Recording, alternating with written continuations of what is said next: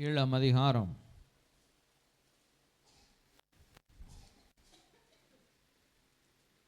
1-2 வசனத்தை யாராவது ஒருத்தர் வாசிக்கலாமா?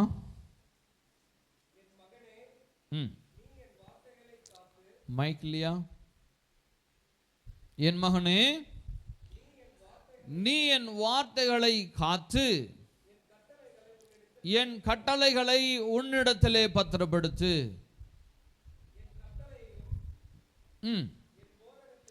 என் கட்டளையும் என் போதகத்தையும் உன் கண்மணியை போல் காத்துக்கொள், அப்பொழுது பிழைப்பாய். கண்களை மூடி ஒரு விசைதாமை நாம் ஜெபிக்கலாம். ஹல்லேலூயா. நன்றி தகப்பனே.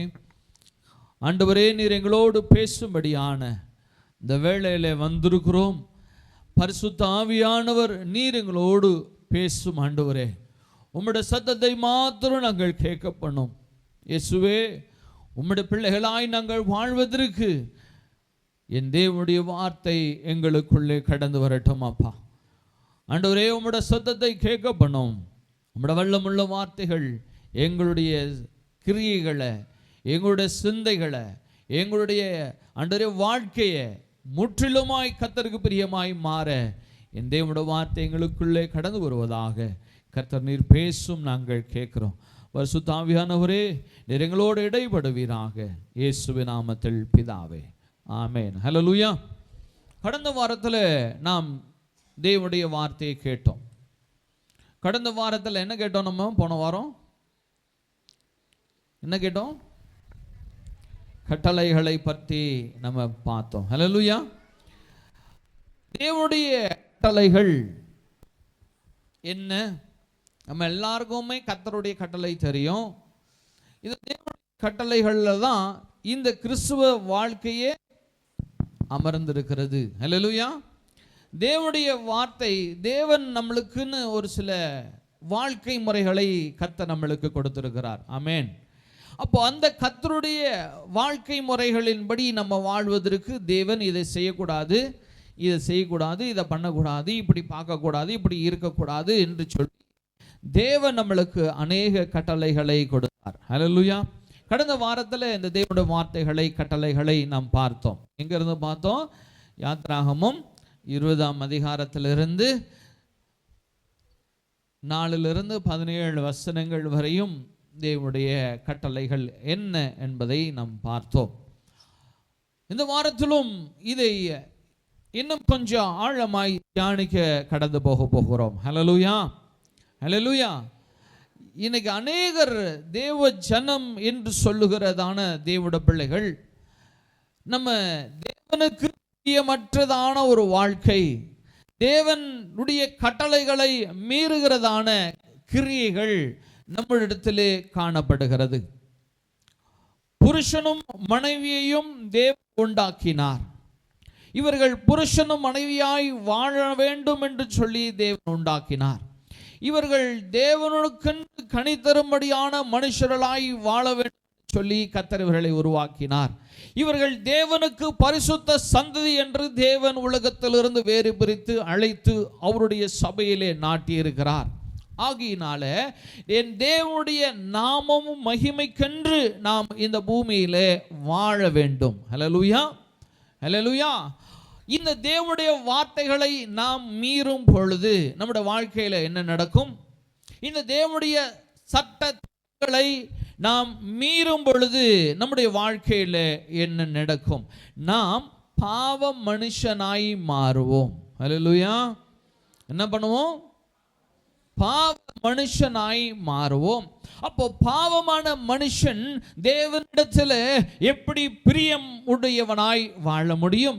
தேவன் ஆதாமையும் ஏவாளையும் அவர்களுக்கென்று ஒரு ஏதேன் தோட்டத்தை உண்டாக்கி அவர்கள் தேவனோடு வாசம் பண்ணும்படியாக ஒரு தோட்டத்தை உருவாக்கி அதில் இவர்களை வைத்து இவர்களை அழகுபடுத்தி பார்க்க வேண்டும் என்று சொல்லிதான் கர்த்தர் ஆதாமையும் ஏவாளையும் உண்டாக்கி. மனுஷர்களாகிய நம்மையும் தேவன் அப்படிதான் உலகத்திலிருந்து வேறு பிரித்து இனி பரிசுத்த சந்ததி என்று இந்த பூமியிலே நீ எனக்கு சாட்சியாய் வாழ வேண்டும் என்று சொல்லி தேவன் நம்மை இந்த ஆலயத்தில் அமர வைத்திருக்கிறார். இந்த கிறிஸ்துவ வாழ்க்கைக்கு உள்ளே உங்களை அழைத்து வந்திருக்கிறார். ஆனால் நம்முடைய வாழ்க்கை தேவனுடைய கட்டளைகளை, அநேக கட்டளைகளை மீறி கடந்து வருகிறோம். ஆனாலும் நாம் சொல்லுகிறோம், நான் கிறிஸ்தவன், நான் ஞானஸ்தானம் பெற்றேன், நான் அபிஷேகம் பெற்றேன், நான் கர்த்தருக்கென்று வாழுகிறேன் என்று சொல்லி நம்முடைய வாழ்க்கையிலே எல்லோரும் கிறிஸ்தவர்களாய் நாம் வாழ்ந்து கொண்டிருக்கிறோம் என்று நினைத்து கொண்டிருக்கிறோம். ஆனாலும் நம்முடைய வாழ்க்கையிலே ஒரு மாற்றமும் இல்லாமல் இன்னும் என்னோட வாழ்க்கையிலே பொறாமைகள், இன்னும் என் தேவனுக்கு பிரியமற்ற வாழ்க்கை, விபச்சாரம், வேசித்தனம், காம விகாரம், இவர்களுடைய அநேக காரியங்களிலே நான் இச்சிக்கிறதான மனுஷனாய் நான் வாழ்வேன் என்று சொன்னால் நான் உண்மையுள்ள கிறிஸ்தவன் இல்லை. அல்லேலூயா, அல்லேலூயா. நான் உண்மையுள்ள கிறிஸ்துவனாய் நான் வாழாம இருந்துட்டு நான் கிறிஸ்துவன் என்று சொல்லி நான் வாரம் வாரம் தேவனுடைய ஆலயத்துக்குள்ளே வந்து என் தேவனுடைய சத்தத்தை கேட்டு இந்த வாங்கி இந்த காதலை விடுகிறவர்களாய் இருப்போம் என்று சொன்னால் நாம் தேவனுடைய ராஜ்யத்துக்குள்ளே பிரவேசிப்பது கடினம். நாம் தேவனுடைய ராஜ்யத்துக்குள்ளே கடந்து போக முடியாது. கர்த்தர் நம்மளை தெரிந்தெடுத்தது எதற்கு? அவருடைய ராஜ்யத்துக்கென்று உங்களை தேவனுடைய ஆலயத்திலே கொண்டு வந்து அவருடைய சத்தியத்தை போதித்து உங்களை வணைந்து அவருடைய காரியங்கள் எல்லாம் உங்களிலே காணப்படும்படியாய் என் தேவன் உங்களை வணைந்து வந்து கொண்டே இருக்கிறார். ஹல்லேலூயா, ஹல்லேலூயா. என் தேவன் பிரியப்படுகிற பாத்திரமாய் ஒவ்வொருவரையும் தேவன் உருவாக்கி வருகிறார். ஆனா நம்ம கர்த்தருடைய கட்டளைகளை மீறும் பொழுது, தேவனுடைய வார்த்தைகளை இதை செய்யாத சொல்கிறதான காரியத்தை நாம் மீறும் பொழுது நான் தேவனிடத்திலே பாவியாய் காணப்படுகிறேன். நான் தேவனிடத்திலே பாவி என்று காணப்படுகிறேன். பொறாமை கொள்ளாதே, பிறனை பற்றி புறனை பேசாதே. எல்லா காரியமும் கட்டளைகளிலே கடந்த வாரத்திலே நாம் பார்த்தோம். எல்லாவற்றையும் கடந்த வாரத்திலே தேவனுடைய சத்தியத்தை மிக தெளிவாய் நம்ம பார்த்தோம். அப்படிப்பட்ட தேவனுடைய பிள்ளைகளாய் நாம் இந்த நாளிலே காணப்படுகிறோமா? தேவனுக்கு பிரியமான மனுஷனாய் நாம் வாழ்கிறோமா? இதெல்லாம் ஏன் கர்த்தர் நம்ம இடத்துல சொல்லுகிறார்? என்கிட்ட இருக்கிறது ஆனந்த அழுக்கு என்ன இடத்துல நீங்கணும். ஹல்லேலூயா. இப்ப தேவன் உங்களிடத்துல சொல்லுகிறாருன்னா இந்த அழுக்கு, இந்த பாவம் என்னை விட்டு நீங்க வேண்டும் என்று சொல்லியே தேவன் எங்களோட பேசி கொண்டிருக்கிறார். அப்போ நாம் இணங்கி கர்த்தரிடத்துல, ஆண்டவரே இந்த பாவத்தை என்னை விட்டு நீக்கும் ஆண்டவரே, இந்த மறைமுக பாவம் என்னை மேற்கொண்டு போகிறது, இந்த மாம்சம் என்னை பாவத்துல தள்ளிவிடுகிறது ஆண்டவரே, என்னை காப்பாத்துங்கன்னு நீங்க ஏசப்பாட்ட கரம் தூக்குனீங்கன்னா அவர் கை உங்களை பிடித்து தூக்கிவிடும். ஹல்லேலூயா. அது எவ்வளவு பெரிய பாவமா இருந்தாலும் என் தேவனால் மாத்திரமே உங்களுக்கு விடுதலை செய்ய முடியும். ஆமென், அல்லேலூயா. கர்த்தர் ஒருவரே உங்களுக்கு விடுதலை செய்கிறவர். என் அன்பு தேவ பிள்ளைகளே, கர்த்தருடைய வார்த்தைகளுக்கு கீழ்ப்படிஞ்சு நடங்க, தேவனுடைய சத்திய வசனத்தின்படி வாழுங்க.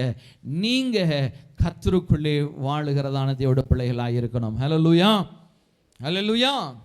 எடுத்துக்கொள்வோம் யோவான் 15ஆம் அதிகாரம்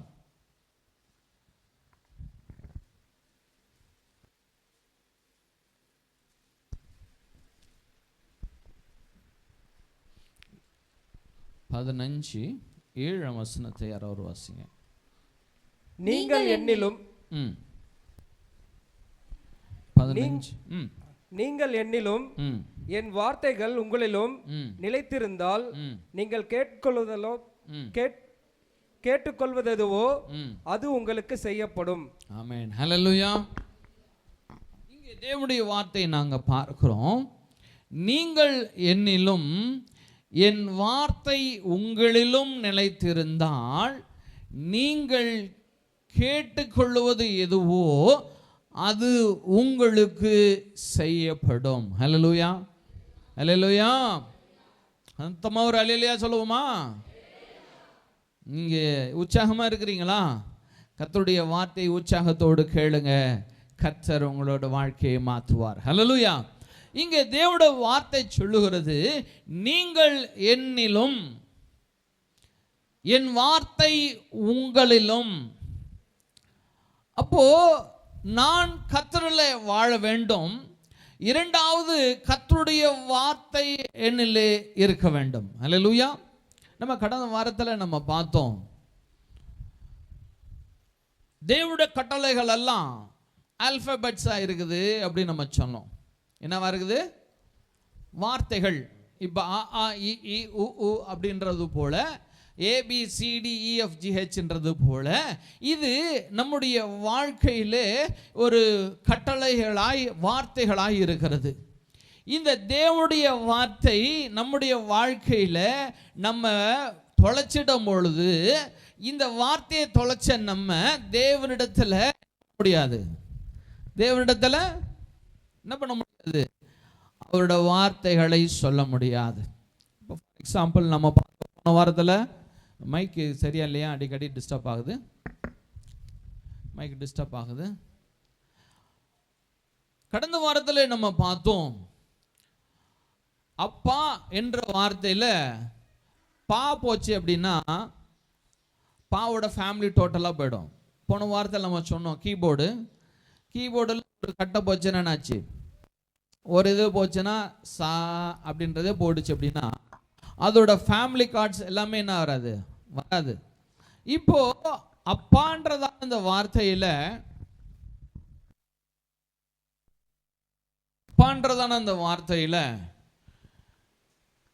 பா போச்சு அப்படின்னா என்ன சொல்ல முடியும்? அப்பான்னு சொல்ல முடியுமா? இப்பவும் பாவோட ஃபேமிலி தான், பானாலும் பாவோட ஃபேமிலி தான். அப்போ என்னாச்சு? அப்பாவோட சொல்ல முடியாது. என்ன சொல்லுவான்? ஸ்டாப் ஆகிடும். அதுக்கப்புறம் வார்த்தை இல்லை. ஏன்? That's not working. அந்த வார்த்தைகளை தொலைத்து விட்டோம். நம்மளோட வாழ்க்கையில் அந்த வார்த்தையை தொலைச்சி விட்டுட்டோம். அப்போது நம்ம அப்பான்னு கூப்பிடுற வார்த்தையில் அப்பா இல்லை, கூப்பிட முடியல. மட்டும்தான் சொல்ல முடியுது, மற்ற தொலைஞ்சு போச்சு. அடுத்தது தாத்தான்ற வார்த்தையே நம்ம பார்த்தோம். தாத்தால தா போச்சு அப்படின்னா தான்ற வார்த்தை போச்சுன்னா என்னாச்சு? தாத்தாவே சொல்ல முடியாது. தாத்தா சொல்லவே முடியாது. தா போச்சு, தாத்தாவே சொல்ல முடியாது. கீ ஒர்க் ஆகாது. அப்போ அக்கா அப்படின்னா கா போச்சுன்னா இங்கேயும் அதான்.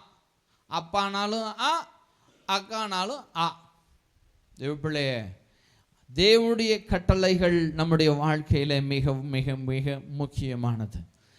கிறிஸ்துவ வாழ்க்கை என் தேவனுடைய கட்டளைகள் மீது தான், இதில் தான் இருக்குது இந்த வாழ்க்கையே.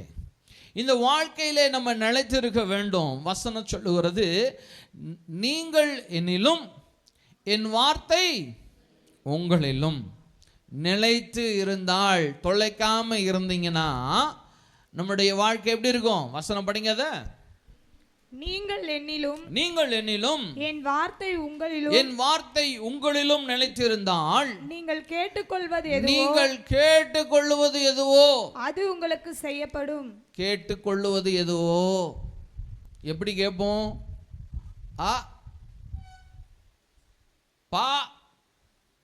பா இல்ல ஓட ஸ்டாப் ஆயிடுச்சு. இப்போ ஒரு எக்ஸாம்பிள் எடுத்துக்குவோம். அப்பா எனக்கு பணம் வேணும், அப்பா எனக்கு பணம் வேணும்னு கேட்குறீங்கன்னா என்ன சொல்லுவீங்க? போச்சு, தா போச்சு, கா போச்சு. இப்போ எப்படி சொல்லுவோம்? என நம் வேண்டும். என நம் வேண்டும். என்ன சொல்ல முடியல? இந்த சென்டென்ஸ் முழுமை அடைகிறதுலாம் என்ன கேட்குறனே தேவனிடத்தில் போகாது. தேவ பிள்ளைகளே, கர்த்தருடைய வார்த்தை கட்டளைகள் மிக மிக மிக முக்கியமானது. இது சின்ன பாவம் தானே, இது கூடவா? தேவன் சொன்ன ஒரே ஒரு காரியம், அந்த பழத்தை, அவ்வளோதான், அந்த பழத்தை சாப்பிடாதன்னு தான் சொன்னார். ஆனால் சாப்பிட்டதுனால, இந்த பழத்தில் சாப்பிட்றதுல என்ன குற்றம்? கர்த்தர் சொன்னார்னா சொன்னது தான். There is no excuse. ஆண்டவர் இந்த பாவம் செய்யாதேன்னு சொன்னால் செய்யாத, அவ்வளோதான், முடிஞ்சிச்சு. ஆண்டவர் இடத்துல போய் இதில் ஆர்கியூ பண்ண முடியுமா? கடவுள் இடத்துல, கர்த்தரிடத்தில் ஆர்கியூ பண்ண முடியுமா? ஆண்டவர் இது ஒன்றுமே ப்ராப்ளம் இல்லை ஆண்டவரேன்னு கர்த்தரிடத்தில் போய் சொல்ல முடியுமா? சொல்ல முடியாது.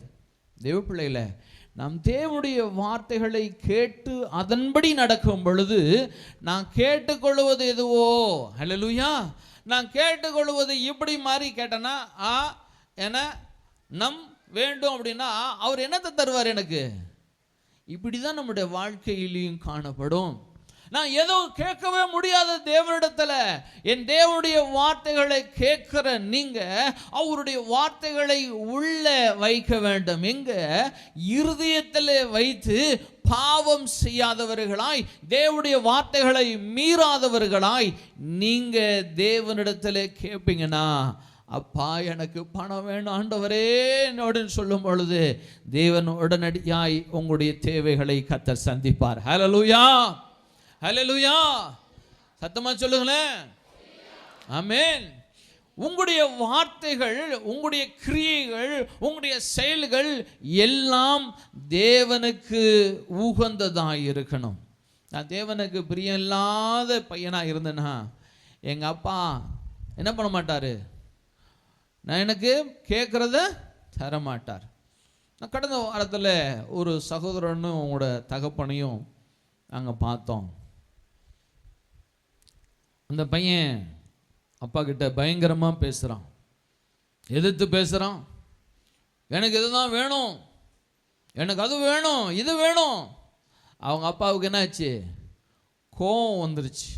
போடா, உனக்கு எதுவுமே தரமாட்டேன், உனக்கு எதுவும் கிடையாது, நான் செய்ய மாட்டேன். அப்போது ஒரு தகப்பனும் தாய் ஒரு பிள்ளையும் இப்படி இருக்கும் பொழுது நம்ம அப்பா மட்டும் ஏசப்பா எல்லா காரியத்துக்கும் கர்த்தரிடத்துல எதிர்த்து பேசுறது, எல்லா காரியத்திலும் தேவனுக்கு விரோதமான காரியங்கள்லாம் செஞ்சுட்டு போயிட்டு தேவைக்கு மட்டும் போயிட்டு அப்பாட்ட சிரிச்சுட்டு, அப்பா எனக்கு ஏதாவது செய்யுங்கப்பா. எப்படி சேருவார் அப்பா? எப்படி கர்த்தர் உங்க மேலே பிரியமாக இருப்பார்? கர்த்தருடைய கட்டளைகளை காத்து நடங்க. தேவன் உங்க மேலே பிரியமா இருந்தார்னா அவர் எல்லாவற்றையும் உங்களுக்கு தருவார். ஹல்லேலூயா, ஹல்லேலூயா. என் தேவனுடைய வார்த்தைகளை கீழ்ப்படியுங்க, அவருடைய சத்தத்தை கேட்டு அதன்படி நடக்க உங்களோட வாழ்க்கையை அர்ப்பணியுங்க. தேவன் உங்களுக்கு எல்லாவற்றையும் செய்ய வல்லவராய் இருக்கிறார். ஹல்லேலூயா. அப்ப நான் கேட்டுக்கொள்வது எல்லாமே தேவனிடத்தில் கடந்து போகும். எனக்கு பதில் தேவனிடத்தில் இருந்து வரும். ஹல்லேலூயா, ஹல்லேலூயா. நான் கேட்டுக்கொள்வது எதுவோ அது தேவனிடத்திலிருந்து எனக்கு உண்டாய் தரும். ஹல்லேலூயா. அடுத்ததாய் 14ஆம் வசனம் படிங்கம்மா. அதிலே யோவான் 15. நான் உங்களுக்கு கற்பிக்கிற யாவையும், நான் உங்களுக்கு கற்பிக்கிற யாவையும் நீங்கள் செய்வீர்களானால், நீங்கள் செய்வீர்களானால் என் சிநேகிதராயிருப்பீர்கள், என் சிநேகிதராயிருப்பீர்கள். ஹல்லேலூயா, ஹல்லேலூயா. எவ்வளோ ஒரு பெரிய ஒரு கடவுள் இல்லை நம்ம தேவன். உங்கள் முதலாளி போய் உங்ககிட்ட பார்த்து நீ ஒழுங்காக வேலை செஞ்சனா கீழ்ப்படிஞ்சனா I will take you as my friend அப்படி சொல்லியிருப்பாங்களா? பெரிய முதலாளி, பெரிய ஓனருங்க இருக்கிறாங்க, பெரிய பெரிய கம்பெனி, டாட்டா, பிரெல்லா, இப்படி பெரிய கம்பெனிஸ் எல்லாம் இருக்குது. நீ எங்கள் கம்பெனியில் வேலை செஞ்சு கரெக்டாக இருந்தனா நான் உன்னை ஃப்ரெண்டாக ட்ரீட் பண்ணுவேன்னு சொல்லியிருக்காங்களா யாராவது? சொல்லவே மாட்டாங்க. ஆனால் சர்வ வல்லமுள்ள தேவன், எல்லாவற்றையும் சிருஷ்டித்தவர், அவர் உங்களை பார்த்து சொல்லுகிறாரு, நீங்க படிங்கம்மா அந்த வசனத்தை. நான் உங்களுக்கு கற்பிக்கிற யாவையும் நீங்கள் செய்வீர்களானால், நீங்கள் செய்வீர்களானால் என் சிநேகிதராயிருப்பீர்கள், என் சிநேகிதராயிருப்பீர்கள். ஹல்லேலூயா. எப்படி இருப்போம்? சிநேகிதராயிருப்போம், ஒரு ஃப்ரெண்டாய் தேவனுக்கு இருப்போம். அப்போ எவ்வளோ ஒரு பெரிய கடவுள் நம்முடைய தேவன். அப்போ நம்மளுக்கு பிள்ளையுடைய ஒரு ஒரு தகப்பன் தன் பிள்ளையை எப்படி பார்க்குறான்? பிள்ளையாக அன்பு, நேசம், தன்னுடைய கிரியேஷன் போல அந்த குழந்தையை பார்க்குறான். அவ்வளோ அன்பு வச்சிருப்பான். அந்த பிள்ளைக்காய் தன்னுடைய எல்லாவற்றையும் தருவான். அதே போல நம்முடைய தேவன் நண்பனாகவும் இருக்கிறாராம். ஒரு நண்பன் இடத்துல என்ன பண்ண மாட்டான், யாரும் எதையுமே மறைக்க மாட்டாங்க. அவனோட பர்சனல் விஷயம் எல்லாம் எங்கே தெரியும்? ஃப்ரெண்டுக்கு தான் தெரியும். அப்பா அம்மாவுக்கு தெரியாது, மனைவிக்கு தெரியாது, யாருக்கிட்டையும் சொல்ல மாட்டாங்க. ஆனால் எல்லாமே ஃப்ரெண்டுக்கு தெரியும். நம்ம தேவன் சொல்கிறாரு, you will become my friend. நீ என் நண்பனாய் இருப்ப. எப்போ? நான் கர்த்தரிடத்தில் அவரோட வார்த்தைகளை கேட்டு நடக்கும் பொழுது, அவருக்கு பிரியமாய் வாழும் பொழுது தேவன் உங்களை நண்பனை போல கர்த்தர் உங்களை ஏற்றுக்கொள்வேன் என்று சொல்லுகிறார். ஹல்லேலூயா, ஹல்லேலூயா. அடுத்து 6வது வசனம் வாசிங்க. ஒருவன் என்னை நிலைத்திராவிட்டால் வெளியே எரியுண்ட கொடியை போல. இப்போ தேவனுடைய வார்த்தைகள் எல்லாம் கேட்டுட்டு ஆனா நான் வாழுகிற பிரகாரமாகவே வாழ்ந்து கொண்டிருப்போம்னா நான் தேவனிடத்துல எப்படிப்பட்ட மனுஷனாய் இருப்பேன்னு தேவன் சொல்லுகிறார். படிங்கம்மா. ஒருவன் என்னை நிலைத்திராவிட்டால், ஒருவன் என்னில் நிலைத்திராவிட்டால் வெளியே எரியுண்ட கொடியை போல, வெளியே எரியுண்ட கொடியை போல அவன் எரியுண்டு உலர்ந்து போவான். அப்படிப்பட்டவைகளை சேர்த்து அக்கினியிலே போடுவார்கள். அவைகள் எரிந்து போகும். என்ன சொல்றாரு புரிஞ்சுக்கும்படியாக, நீங்க கர்த்தருள்ளே நிலைத்திராவிட்டால் அப்படின்னா, நான் தேவனுடைய வார்த்தைகளை கேட்டு அதன்படி பாவம் செய்யாமல் கட்டளைகளை கீழ்ப்படிஞ்சு தேவனுடைய வழிகளிலே நடக்கிற மனுஷனாய் நான் இராவிட்டால், நான் தேவனிடத்திலே கனி தரும்படியான அந்த கிரியைகள் என்னை விட்டு அகன்று என்னை தேவனாகிய செடியில இருந்து இந்த கிளையை பிடுங்கி தூர போடுகிறதாய் மாறிவிடும். அப்படி என்னை பிடுங்கி தூர போட்டுட்டோன்னா இந்த உலகத்திலே காணப்படுகிறவைகள் எல்லாம் என் மேல விழுந்து, இந்த சூரியன் எப்படி ஒரு செடியை காய்ந்து போக செய்கிறதோ அப்படியா இந்த உலகத்தின் காரியம் எல்லாம் என் மேல விழுந்து என்னை காய்ந்து போகும்படியாய் தேவனுடைய ஈரமோ தேவனுடைய கிரியையோ என்னில் இராதபடி போய்விடும். அப்படி நான் போய்விட்டேன்னா நீங்க நானா யாரா இருந்தாலும் எங்க போகணும்? அக்னி கடலில் சுட்டரிக்கும்படியாய் நீங்கள் நரகத்தில் போய் வேண்டியதாயிடும் என்று இயேசப்பா உங்களிடத்திலே சொல்லுகிறார். இது கடைசி நாட்கள். இயேசு கிறிஸ்துவோட வருகையிலே நீங்களும் நானும் எடுத்துக்கொள்ளப்படுவதற்காக ஒவ்வொரு நாளும் காத்து கொண்டிருக்கிறதான தேவனுடைய பிள்ளைகளாய் இருக்கிறோம். அல்லேலூயா. அப்படி காத்து கொண்டிருக்கிற இந்த கடைசி நாட்களிலே இந்த உலகமோ இந்த பாவமோ உங்களை வஞ்சிப்பதற்கு உங்களை பின்தொடர்ந்து கொண்டேதான் இருக்கும். நீங்கள் தேவனுக்கென்று சாட்சியின் ஜீவியம் செவிப்பீர்கள் என்றால் நீங்க இந்த அக்னி கடலிலே தள்ளப்பட மாட்டீர்கள். அல்லேலூயா. இந்த அக்னி கடலிலே உங்களை தேவன் தள்ளிவிட மாட்டாரு.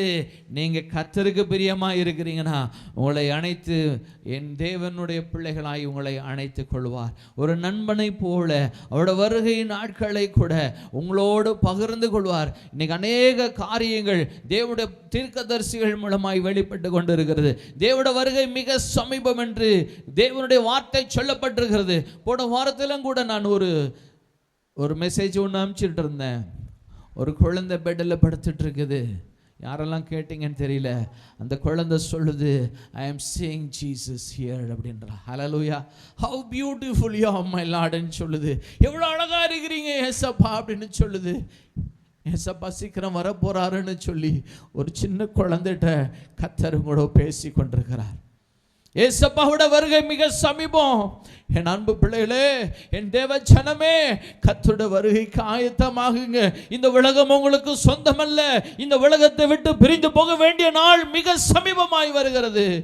நீங்க உங்களை கர்த்தருக்கென்று மாற்றம் பண்ணி உங்களோட வாழ்க்கையை மாற்றம் செய்து தேவனுடைய வார்த்தைகளுக்கு கீழ்ப்படிஞ்சு பாவத்தை விட்டு அகன்று வெளியே வாங்கன்னு சொல்லி கர்த்தர் உங்களோடு பேசி கொண்டிருக்கிறார். தேவன் உங்களோடு பேசி கொண்டிருக்கிறார். அவருடைய கட்டளைகளுக்கு கீழ்ப்படிங்க. எது தேவனுக்கு பிரியமில்லையோ அது வேண்டாம். அதனால உங்களுக்கு கோடி ரூபாய் லாபம் இருந்தாலும் அது எனக்கு வேண்டான்னு சொல்லி தேவனிடத்தில் வாங்க. பொறாமைப்படாதீங்க, புறங்கூறாதீங்க, பொய் சொல்லாதீங்க. தேவனுக்கு விரோதமான எந்த பாவத்தையும் செய்யாதீங்க. கர்த்தருடைய வார்த்தை மிக அழகாக தெளிவாய் உங்களுக்கு சொல்லப்பட்டிருக்குது. யாத்திராகமம் 20ஆம் அதிகாரம் 1 முதல் 17 வசனங்களை படியுங்க. மத்தேயு 5ஆம் அதிகாரம் 1 முதல் கடைசி வரையும் படியுங்க. நீங்க தேவனுடைய பிள்ளைகள். ஹல்லேலூயா. அவருடைய வார்த்தைகளை கேளுங்க. யாரையும் மன்னிக்க உங்களுடைய மனதை இறந்து கொடுங்க. தேவனுக்கென்று நீங்கள் எதையும் செய்ய துணிந்து வாங்க. கர்த்தர் உங்களை பரிசுத்தப்படுத்துவார். ஹல்லேலூயா, ஹல்லேலூயா. அடுத்து படிப்போம். அதே 15ஆம் அதிகாரத்தில் 12ஆம் வசனத்தை படிங்கம்மா. நான் உங்களில் அன்பாய் இருக்கிறது போல, நான் உங்களில் அன்பாய் இருக்கிறது போல நீங்களும் ஒருவர் அன்பாய் இருக்க வேண்டும் என்பதே, அன்பாய் இருக்க வேண்டும் என்பதே என்னுடைய கற்பனையாய் இருக்கிறது, என்னுடைய கற்பனையாய் இருக்கிறது. ஹல்லேலூயா. இன்னைக்கு தேவனுடைய பிள்ளையிடத்திலே காணக்கூடாதவை ஒரு காரியம் அநேகரிடத்தில் இருக்கிறது. உண்மையான அன்பு இல்லை, உண்மையாய் நேசிப்பதில்லை, உண்மையாய் கர்த்தருக்கென்று அன்பு செலுத்துவதில்லை. ஒரு சிஸ்டர்கிட்ட வீட்டில் மீட்டிங், ப்ரேயர் மீட்டிங் வாங்க, நான் வீட்டுக்கெல்லாம் வரமாட்டேன். யார் வீட்டுக்கு வரமாட்டேன்? அந்த சிஸ்டருடைய வீட்டுக்கு நான் வரமாட்டேன், அந்த பிரதருடைய வீட்டுக்கு நான் வரமாட்டேன். என்னாச்சு? அன்பு இல்லப்பா, அன்பு இல்லை. there is no love. தேவனுடைய அன்பு உங்களிடத்துல இல்லை அப்படின்னா கர்த்தர் சொல்கிறார் அது பாவம். அல்லேலூயா. நீங்க தேவனுடைய அன்பு உங்களுடைய வாழ்க்கையில இல்லைன்னா, நீங்க உங்களுடைய சரீரத்தின் மேன்மை, குடும்பத்தின் மேன்மை, உங்களுடைய காரியத்தின் மேன்மை, உங்களுடைய படிப்பின் மேன்மை, இப்படி அநேக காரியங்களை வைத்துக்கொண்டு அவங்க செய்த பாவம் எவ்வளவு பெரிய பாவம் என்று நீங்க கேட்டுக்கொண்டுட்டு நீங்க எப்படி சொல்லிக்கொண்டே இருப்பீங்கன்னா உங்களிடத்துல தேவனுடைய அன்பு இல்லை. ஹல்லேலூயா. தேவ அன்பு இருக்கணும்னா எல்லா பாவத்தையும் மன்னிக்கும். ஹல்லேலூயா, ஹல்லேலூயா. என் தேவனுடைய அன்பு உங்களுடைய இருக்குது அப்படின்னா யாரு எவ்வளவு பெரிய பாவம் செஞ்சு இருந்தாலும், அது கொலையே செய்து இருந்தாலும் நீங்கள் அவர்களை மன்னிப்பீங்க. ஏன்? என்னை மன்னித்த தேவன் பெரியவர். ஹல்லேலூயா. என்னை தேவன் பாவ சேற்றிலிருந்து தூக்கி எடுத்தார், உங்களையும் பாவ சேற்றிலிருந்து தூக்கி எடுத்தார். உங்களுடைய பாவம் எல்லாவற்றையும் இயேசு கிறிஸ்து மன்னிக்கும் பொழுது நீங்க இயேசு கிறிஸ்துவுக்காய் பிறருடைய பாவத்தை மன்னிக்க வேண்டும். ஹல்லேலூயா, ஹல்லேலூயா. அப்பதான் வருவாங்க, ஐயோ அந்த சிஸ்டர் வீட்டுக்கு தயவு செய்து போயிடாதீங்க, அந்த பிரதர் வீடு வேண்டாம். யார் சொல்லுவா? யார் சொல்லுவா?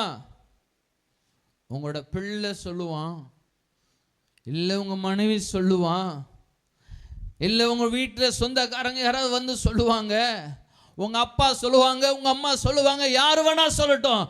ஆனா என் தேவன் சொல்வது முக்கியமா, உங்க குடும்பத்தினர் பேசுவது முக்கியமா? நீங்க தேவனுக்காய் எல்லாவற்றையும் தூக்கி எறியுங்க. இந்த உலக மேன்மை வேண்டாம். என் கர்த்தர் சொல்லுகிறார், என் தேவன் சொல்லுகிறார், நான் அவர்கள் மீது அன்பு செலுத்துவேன். நான் ஏசப்பாவுக்காக நான் அன்பு செலுத்துவேன். நான் ஏசப்பாவுக்காக நான் உண்மையாய் வாழ்வேன். அதனால என்ன நடந்தாலும் பரவாயில்லை என்றதான ஒரு வார்த்தை கூட வாயிலிருந்து வர வேண்டும். ஹல்லேலூயா. இந்த கற்பனை மிகவும் முக்கியமானது, அன்பு. மீண்டும் படிங்க சிஸ்டர் அந்த வார்த்தைய. 15:12. நான் உங்களில் அன்பா இருக்கிறது போல. நல்லா கவனிச்சுக்கோங்க. யார் அன்பா இருக்கிறார் நம்ம மேல? இயேசு கிறிஸ்து நம்ம மேல அன்பா இருக்கிறார். எப்படிப்பட்ட அன்பு தெரியுமா? எப்படிப்பட்ட அன்பு? இன்னைக்கு பாவம் செஞ்சு வந்திருக்கவங்க கூட இருப்பாங்க, ஆனா தேவன் இன்னைக்கும் அவன் மேல அன்பு செலுத்தி கொண்டே இருக்கிறார். ஹல்லேலூயா, ஹல்லேலூயா. இன்ஃபினிட்டி லவ்னா அது ஏசப்பாவுடைய அன்பு மட்டும்தான். எவ்வளோ பெரிய பாவியாய் இருந்தாலும் கொலையை செஞ்சுட்டு போய் ஏசப்பா என்ன மன்னி ஆண்டவரேனா அவர் அணைத்து கொள்வார். அவர் நம்முடைய சூழ்நிலைகளில் நின்று நம்முடைய பாவத்தையும் நம்முடைய காரியத்தையும் நோக்கி பார்க்கிறவராக இருக்கிறாராம். உங்களோட சூழ்நிலைமை எப்படிப்பட்ட சூழ்நிலைமை என்று தேவன் நன்றாய் அறிந்திருக்கிறேன் என்று சொல்லுகிறார். உங்களோட சூழ்நிலைமையில வந்து நின்று உங்களோட காரியத்தை விசாரிக்கிறவர் நம்முடைய தேவன். எவ்வளோ பெரிய அன்பு இல்லையா? இந்த அன்புக்கு நீங்கள் எதை செலுத்த முடியும்? எதை கைமாறாய் கொடுக்க முடியும்? என் தேவனுடைய அன்பு அத்தனை பெரிதான அன்பு. ஹல்லேலூயா! இந்த பெரிதான அன்புக்கு நாம் கைமாறு செய்ய முடியாத ஒரு அன்பு.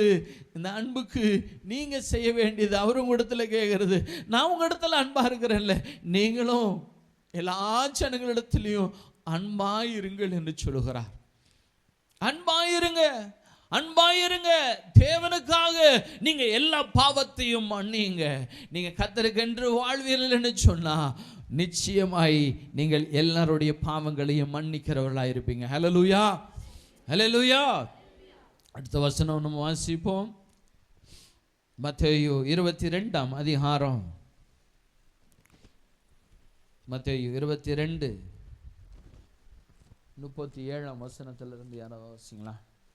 இயேசு அவனை நோக்கி, உன் தேவனாகிய கர்த்தரிடத்தில் உன் முழு இருதயத்தோடும் உன் முழு ஆத்துமாவோடும் உன் முழு மனதோடும் அன்பு கூர்வாயாக. ஹல்லேலூயா. என்ன சொல்றாரு ஏசப்பா? என்ன சொல்றாரு சொல்லுங்களேன். யாரிடத்துல திரும்ப படிங்கம்மா. இயேசு அவனை நோக்கி, உன் தேவனாகிய கர்த்தரிடத்தில் உன் முழு இருதயத்தோடும் உன் முழு ஆத்துமாவோடும் உன் முழு மனதோடும் அன்பு கூர்வாயாக. ஹல்லேலூயா. அப்படின்னா என்ன தெரியுமா? First preference to my God. Hallelujah. முதல் எல்லாமே தேவனுக்கு. இது ஞாயிற்றுக்கிழமை, இது பரிசுத்த ஓய்வு நாள். நான் உண்மையாக நான் தேவனுக்கு முழு இருதயத்தோடு முழு ஆத்மாவோடு முழு பலத்தோடு நான் அன்பு கூறுவனாய் இருப்பேன் என்று சொன்னால் நான் எப்படி இருப்பேன்? தேவனுடைய ஆலயத்தில் 8 மணி இல்லை 7:30 மணிக்கு வந்து தேவோட சமூகத்தில் பாயெல்லாம் போட்டு சுத்தப்படுத்துகிற காரியங்கள்லாம் செஞ்சு நான் கர்த்தரிடத்திலே காத்திருக்கிறவனாய் இருப்பேன். ஹல்லேலூயா. இதுதான் முழு இருதயம், இதுதான் முழு ஆத்துமா, இதுதான் எல்லாமே. அப்போ நம்முடைய அன்பு எப்படிப்பட்டதாய் இருக்கிறது என்பதை நீங்கள் அலசி ஆராய்ந்து பார்த்து கொள்ளுங்க. சர்ச் டைம் வந்துடுச்சு, டைம் ஆயிடுச்சு அப்படின்றதான ஒரு பயம் நம்மிடத்துல இல்லை.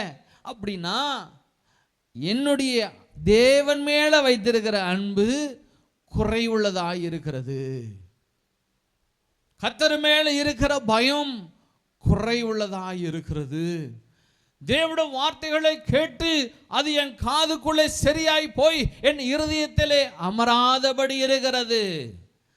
ஆகையினால நான் தேவனுக்கு முழு அன்பு செலுத்த முடியல. ஹல்லேலூயா. அநேகர் தேவனுடைய ஆலயத்தில் வந்து நேரத்தில் வந்து ஆராதிக்க வர முடியல. என்ன காரணம்? முழு அன்பு இல்லை, முழு பயம் இல்லை, தேவனுக்கென்றதான ஒரு பக்தி வைராக்கியம் இல்லை. நீங்கள் யாராக இருந்தாலும் சரி, அது ஊழியக்காரனாக இருந்தாலும் சரி, விசுவாசிகளாக இருந்தாலும் சரி, மூப்பர்களாக இருந்தாலும் சரி, கர்த்தரிடத்திலே முழு இருதயத்தோடு உங்களுடைய அன்பு செலுத்துங்க. ஹல்லேலூயா, ஹல்லேலூயா. நீங்கள் வாரத்தில் 7 நாள் நீங்கள் தேவனை தேடலை, வாரத்தில் ஒரே ஒரு நாள் கர்த்தரை தேடி வருகிறீர்கள். வாரத்தில் அநேக ஆராதனைகள் நடக்கிறது, அநேக ஆராதனைகளிலே வருவதில்லை. காரணம், அநேக வேளைகள் உங்களை இழுத்துட்டு போய் கொண்டிருக்கலாம். ஆனால் நீங்கள் தேவனிடத்தில் அன்பு கூறுவர்களாக இருப்பீங்கன்னா நீங்கள் கர்த்தருக்காக ஏதாவது செய்வேன் என்று ஓடுவீர்களா? ஹல்லேலூயா. நான் கடந்த நாட்களிலும் ஆத்தும ஆதாயம் செய்யுங்கன்னு சொன்னோம். இன்னைக்கு யாராவது புதிய ஆத்துமாக்களை கொண்டு வந்திருக்கிறீர்களா? ஆத்தும ஆதாயம் ஏசப்பாவுடைய சித்தத்தை செய்வதற்காக, தேவட ராஜ்யத்தை கட்டி எழுப்புவதற்காக இங்கே யாராவது தேவனுக்காக ஏதாவது செய்திருந்திருக்கீங்களா? யாராவது தூக்க முடியுமா? தேவன் மீது உங்களுடைய அன்பு எத்தனை % இருக்குதுன்னு கொஞ்சம் யோசிச்சு பாருங்க. என் தேவனிடத்திலே என்னுடைய தேவ அன்பு என்னிடத்திலே எவ்வளவு தூரத்துக்கு இருக்கிறதுன்னு பாருங்க. என் அன்பு தேவ ஜனமே, தேவன் நினைச்ச அந்த அன்பு உங்களிலும் காணப்பட வேண்டும்னு தேவன் விரும்புகிறார். ஹல்லேலூயா, ஹல்லேலூயா, ஹல்லேலூயா. நீங்க கர்த்தருக்காக ஏதாவது செய்ய வேண்டும் என்றுதான் அந்த ஆத்தும தாகம் உங்களிலே காணப்பட வேண்டும் என்று தேவன் விரும்புகிறார். கர்த்தருக்காக ஏதாவது ஒரு காரியத்தை செய்யுங்க. நீங்க தேவனுடைய பிள்ளைங்க. நீங்க தேவனுடைய சித்தத்தை செய்வதற்காக தான் தேவன் உங்களை அழைத்திருக்கிறார். என் தேவன் உங்களை பரிசுத்த சந்ததி என்று வேறு பிரித்திருக்கிறார். என் தேவன் உங்களை தேவனுடைய ராஜ்யத்துக்கு அழைத்து போக வேண்டும் என்று சொல்லி வேறு பிரித்து உங்களுடைய குடும்பங்களிலிருந்து, உங்களுடைய ஜாதிகளிலிருந்து, உங்களுடைய தேசங்களிலிருந்து தேவன் பிரித்தெடுத்தது நோக்கம் அதற்காக தான். நீங்க நினைச்சுக்காதீங்க, என்னை தேவன் ஐஸ்வர்யவனாய் மாற்றியிருக்கிறார், கர்த்தருக்கு ஸ்தோத்திரம், ஆகினால என் பிஸி ஒர்க் வேணும், எனக்கு பிஸி வேலை வேணும். இன்னும் தேவன் உங்களை அழைத்தது நோக்கம். உங்க குப்பையில இருந்து தேவன் உங்களை உயர்த்திருக்கிறாருன்னா நீங்க தேவனுக்கு உண்மையுள்ளவர்களாக இருங்க. என் தேவனுக்கு நீங்க சர்வத்திலும் உண்மையுள்ளவர்களாக இருங்க. இன்னும் தேவன் உங்களை உயர்த்துவார். ஹல்லேலூயா, ஹல்லேலூயா. என் தேவனால கூடாத காரியம் ஒன்றுமில்லை. நாளைக்கு உங்களிலிருந்து ஒருவனை தேவன் பிரதமர் மந்திரியாய் மாற்ற முடியும். உங்களிலிருந்து ஒருவரை பெரிய பிசினஸ்மேன், வேர்ல்டு பிசினஸ்மேனாய் கர்த்தர் உங்களை மாற்ற முடியும். நீங்க தேவனிடத்திலே உண்மையாய் தேவனை தேடுங்க, அவர் மேல உண்மையாய் அன்பு வையுங்க, கர்த்தர் நிச்சயம் மாற்றுவார். ஹல்லேலூயா. அவர் வருகைக்கு ஆயத்தப்படுத்த அநேக ஜனங்கள் ஒவ்வொரு நாளும் நரகத்துக்கு நேராய் போய் கொண்டிருக்கிறாங்க. அவர்களை மீட்டெடுப்பதற்காக தான் கர்த்தர் உங்களை எல்லாரையுமே அழைச்சிருக்கிறார். உங்களை எல்லாரையும் அழைத்தது நோக்கம். உலகம் அழிய போகிறது, நாட்கள் முடிய போகிறது, அநேக ஜனங்கள் நரகத்துக்கு போக போறாங்க. அவர்களை மீட்டெடுப்பதற்கு தான் தேவன் உங்களை அழைத்திருக்கிறார். இன்னும் உங்களோட வீட்டில் புருஷன்மாரு தேவனுடைய ஆலயத்துக்கு வர்றதில்லை. இன்னும் உங்களோட சகோதரன் தேவனுடைய ஆலயத்துக்கு வரல. இன்னும் அநேக சொந்தக்காரர்கள் உங்களுடைய தேவனுடைய ஆலயத்துக்கு வரல. ஏன்? நான் தேவனிடத்துல சாட்சியின் ஜீவியம் செய்யல. நான் கர்த்தருடைய வார்த்தைகளை கேட்டு அதன்படி நடக்கல. என் வாழ்க்கை அவருடைய வாழ்க்கையில தேவனுக்குன்றதான வெளிச்சம் என்னிலே அவர்களிடத்திலே காணப்படவில்லை. ஆகையினாலே அவர்கள் இன்னும் இருளிலே இருக்கிறாங்க. நீங்க மாத்திரம் தேவனுடைய சத்தத்தையும் வெளிச்சத்தையும் பார்த்துட்டு இருக்கிறீங்க. என் அன்பு தேவப்பிள்ளையே, நாளைக்கு கர்த்தருடைய நாள் வந்துடுச்சுன்னா உங்களோட புருஷன் எங்க இருப்பாரு? எங்க இருப்பாரு? உங்களுடைய சொந்தக்காரன் சகோதரி எங்க இருப்பாங்க? உங்களுடைய அம்மா அப்பா எங்க இருப்பாங்க? உங்களுடைய வாய் திறக்கணும், இயேசுவை பற்றி பேசணும். ஹல்லேலூயா. உங்களோட வாய் திறக்கப்படணும், இயேசுவை பற்றி நீங்க பேசணும். பேசினீங்கன்னா அவர்கள் நம்புவாங்க, அவர்கள் விசுவாசிப்பாங்க, அவர்களும் இந்த பரலோக ராஜ்யத்தை கண்டடைவார்கள். ஹல்லேலூயா, ஹல்லேலூயா. பேசுவீங்களா? நீங்கள் கர்த்தருக்காக பேசுவீங்களா? நீங்கள் கர்த்தருக்காக முழு இருதயத்தோடு என் தேவனுக்கு நான் ஏதாவது செய்ய வேண்டும் என்றதான அந்த வாஞ்சை உங்களிலே காணப்படுமா? தேவன் உங்களிலே பிரியப்படுகிறார். நீங்கள் வாயை திறக்கணும். ஹல்லேலூயா, ஹல்லேலூயா. 15 படிங்கம்மா. யோவான் 15ஆம் அதிகாரம் 15வது வசனத்தை படிங்களேன். இனி நான் உங்களை ஊழியக்காரன் என்று சொல்லுகிறதில்லை. இனி நான் உங்களை ஊழியக்காரன் என்று சொல்லுகிறதில்லை. ஊழியக்காரன் தன் எஜமான் செய்கிறதை அறிய மாட்டான். தான் எஜமான் செய்வதை அறிய மாட்டான். நான் உங்களை சிநேகிதர் என்றேன். ஏனெனில் என் பிதாவினிடத்தில் நான் கேள்விப்பட்ட எல்லாவற்றையும் உங்களுக்கு அறிவித்தேன். ஹல்லேலூயா. Because you are my friend. நான் எல்லாவற்றையும் உங்கள்கிட்ட சொல்லிட்டேன் அப்படின்னு சொல்றாரு. எவ்வளோ ஒரு அன்பான தேவன் இல்லையா? இந்த தேவனுக்கு நம்ம மறு காரியமா என்ன செய்ய போகிறோம்? 16 படிச்சிருங்கம்மா. நீங்கள் என்னை தெரிந்து கொள்ளவில்லை. நான் உங்களை தெரிந்து கொண்டேன். நீங்க நினைச்சிட்டு இருக்கிறீங்களா? நான் ஏசப்பா இடத்துல நான் வந்ததுக்கு நான் உடம்பு சரியில்லாம இருந்தேன், இந்த பாஸ்டர் வந்து சோமனினாரு, ஆகையினால நான் சுகம் பெற்றதுனால நான் ஏசப்பா கிட்ட வந்திருக்கிறேன்னு சொல்றீங்களா? நீங்க தேவனை தெரிந்து கொள்ளவில்லை. தேவன் உங்களை தெரிந்து கொண்டார். நெருக்கத்தின் மத்தியிலே தேவன் உங்களை தெரிந்து கொண்டார். நெருக்கத்தை கொடுத்து ஏதாவது ஒரு காரியத்தை செய்து இந்த தேவன் உங்களை அவர் அறிந்து கொள்வதற்கு தேவன் உங்களை தெரிந்தெடுத்திருக்கிறார். ஹல்லேலூயா, ஹல்லேலூயா. எவ்வளோ அன்பு இல்லையா? உங்களோட குடும்பத்திலே உங்களை தான் தேர்ந்தெடுத்திருக்கிறாருன்னா எவ்வளோ அன்பு பாருங்க. நீங்க எத்தனை விசேஷமானவர்கள். இதை உணர்றீங்களா? இதை உணர்றீங்களா? ஒரு வைர கல்லை போல உங்களோட குடும்பத்திலிருந்து உங்களை தனியாய் பிரித்து எடுத்திருக்கிறார். விசேஷமானவர்கள். கர்த்தர் உங்களை தெரிந்தெடுத்துக்கிறார். என் தேவன் உங்களை தெரிந்தெடுத்துக்கிறார். நோக்கம் என்ன தெரியுமா? உங்க மூலம் உங்களோட குடும்பம் ரட்சிக்கப்படணும். ஹல்லேலூயா. உங்க மூலம் உங்களோட முழு குடும்பமும் ரட்சிக்கப்படணும். உங்களுடைய அப்பா அம்மா தம்பி தங்கச்சி அனைவரும் இயேசுவை ஏற்றுக்கொள்ளணும். அதுக்கு நீங்க தான் சாட்சியா இருக்கணும். நான் பாவ உலகத்தில் மனுஷனை போல உலக மனுஷனை போல நான் வாழ்ந்து கொண்டிருப்பேனா? என்னிலே தேவனுடைய வெளிச்சமும் என் தேவனுடைய உத்தமமும் என்னோட வாழ்க்கையில இல்லைன்னு சொன்னா நான் ஒருத்தனையும் காப்பாற்றவே முடியாது. ஒரு நீச்சல் தெரியாத ஒரு மனுஷன் ஒருத்தர் உள்ள தண்ணி உள்ள போய் முழுகிட்டு இருக்கிறாங்கன்னா நீச்சல் தெரியாதவன் போய் அந்த நீச்சல் உள்ள முழுகிட்டு இருக்கிறவங்க ஆபத்தில் இருக்கிறவங்களை தூக்கி எடுக்க முடியுமா? எடுக்க முடியுமா? முடியுமா? முடியாதா? முடியாது. காரணம் அவனுக்கு நீச்சல் தெரியாது. அவனுக்கு நீச்சல் தெரியாது. இன்னைக்கு எத்தனையோ கிறிஸ்துவர்கள் கிறிஸ்துவை அறியாதவர்களாய் இருப்பதனால தான் என் தேவனுடைய சுவிசேஷம் உங்களால் பேசப்பட முடியாதபடி இருக்கிறது. நீங்க உண்மையாய் தேவனை அறிந்திருப்பீர்கள்னா உங்களால் சும்மாவே இருக்க முடியாது. உங்களோட சகோதரனுக்காய் முட்டி போட்டு கண்ணீர் விட்டு அழ ஆரம்பிச்சிருவீங்க. ஆண்டவரே என் குடும்பத்தை ரட்சிங்கப்பா, என்னை மட்டும் மீட்டெடுத்தீங்க ஆண்டவரே, என் தாயை மீட்டெடுங்க, என் தங்கச்சியை மீட்டெடுங்க, என் அப்பாவை மீட்டெடுங்க ஆண்டவரேன்னு சொல்லி முழங்கால் படிட்டு நீங்க செபிக்க ஆரம்பிப்பீங்க. செபிக்கிறீங்களா? செபிப்பீங்களா? நீங்கள் நீச்சல் தெரிஞ்சுக்கிறனா இருந்தீங்கன்னா தான் நீங்கள் அவர்களையும் மீட்டெடுக்க முடியும். இந்த இயேசு கிறிஸ்துவை முழுமையாய் நீங்கள் அறியாதவர்களாக இருப்பீங்கன்னா நீங்கள் எப்படி அடுத்தவர்களை நீங்கள் மீட்டெடுக்க முடியும்? எப்படி உங்கள் குடும்பத்தை ரட்சிக்க முடியும்? நீங்கள் இயேசுவை முழுமையாய் அறிந்து கொள்ள வேண்டும். இயேசு கிறிஸ்துவுடைய கட்டளைகளை முழுமையாய் தெரிந்து கொள்ள வேண்டும். நீங்கள் கர்த்தருக்காய் உத்தமமான மனுஷனாய் காணப்படணும். ஹல்லேலூயா, ஹல்லேலூயா. என் தேவன் உங்கள் மேலே அன்பு சிறந்தவராயிருக்கிறார்.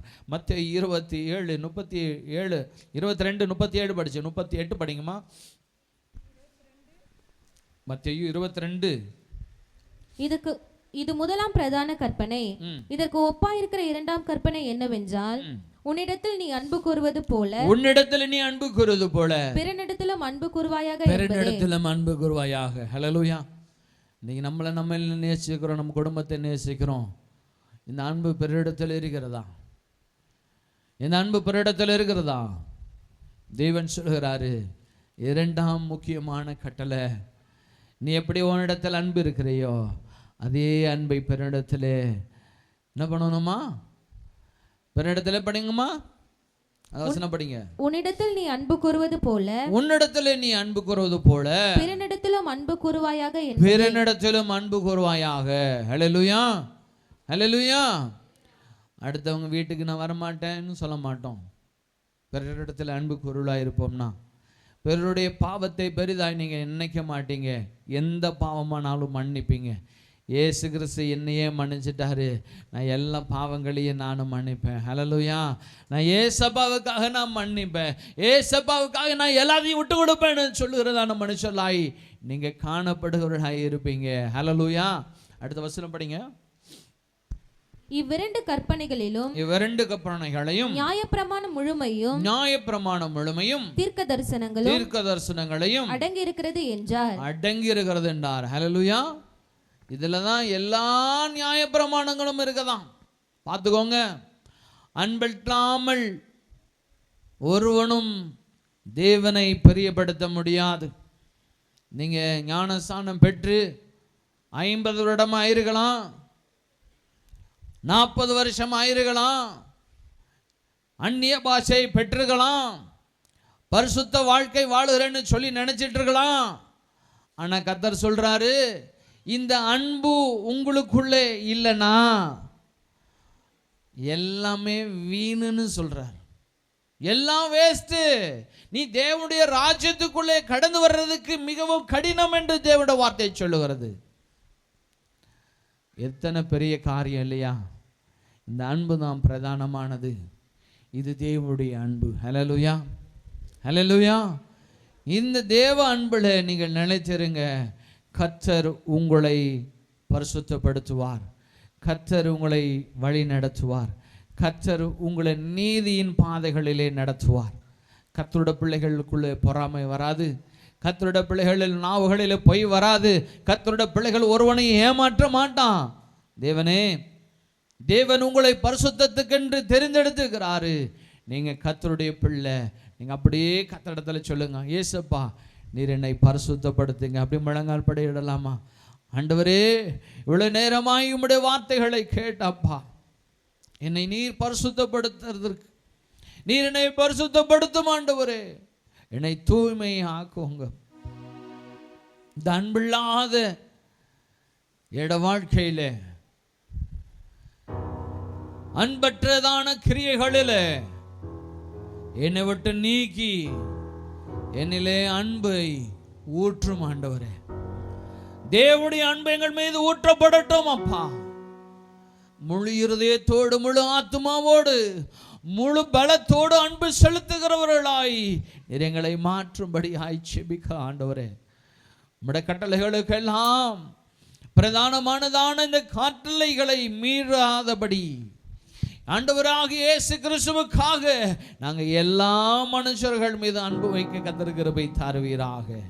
ஆண்டவரே, இந்த வாரத்திலும் கர்த்தருடைய கட்டளைகளை குறித்து ஆண்டவரே தியானிக்கும்படியாய் கர்த்தனை கிருபை செய்தீங்கப்பா. உம்முடைய சத்தத்தை நாங்கள் கேட்ட ஆண்டவரே, உம்முடைய வார்த்தைகளின்படி நடக்க உதவி செய்யும். உலகத்துக்கு நாங்கள் வெளிச்சமாய் காணப்படட்டோம்ப்பா.